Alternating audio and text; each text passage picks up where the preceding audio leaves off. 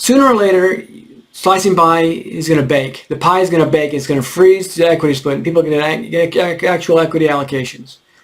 So baking the pie, it turns a crisp golden brown and becomes a fixed split, which is the fair fixed split that you want going into your first round of funding or break even.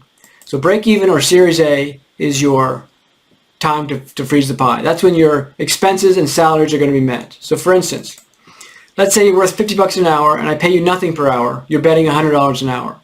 As revenue comes in the door, I can start paying you more. So maybe I'm paying you 10 bucks an hour of your $50 an hour, and your bet goes down. I pay you more money, 20 bucks an hour, your bet goes down more per hour going forward, and down and down and down until I'm paying your full fair market salary out of revenues, covering all your expenses, and your betting naturally stops. The pie naturally stops accumulating slices. At that point, you simply bake the pie, and everyone gets their fixed split basically in common shares. Now, after you meet all your expenses, your revenue exceeds that, what's left over is profit. Companies can distribute profit and can do two things with profits. The first thing is they can keep it. It's called retained earnings, in which case they'll reinvest it, and indeed most companies reinvest the future of their company, their profits into the company. Or you can distribute it to shareholders. In that case, slicing pie determines the distribution of those dividends paid out. Or if the company sells, the distribution of the proceeds from that sale after expenses is divided up the pie.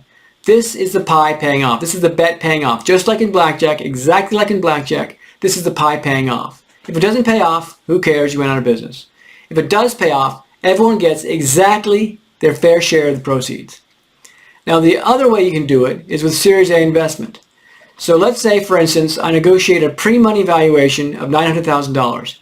The pre-money valuation is how much I think I can negotiate that my company is worth as a marketable asset. Not how much my pie is worth, not how much my contribution is worth. It's not a sum of the parts. It's how much value I have built at this particular time. And let's say I raise $1 million.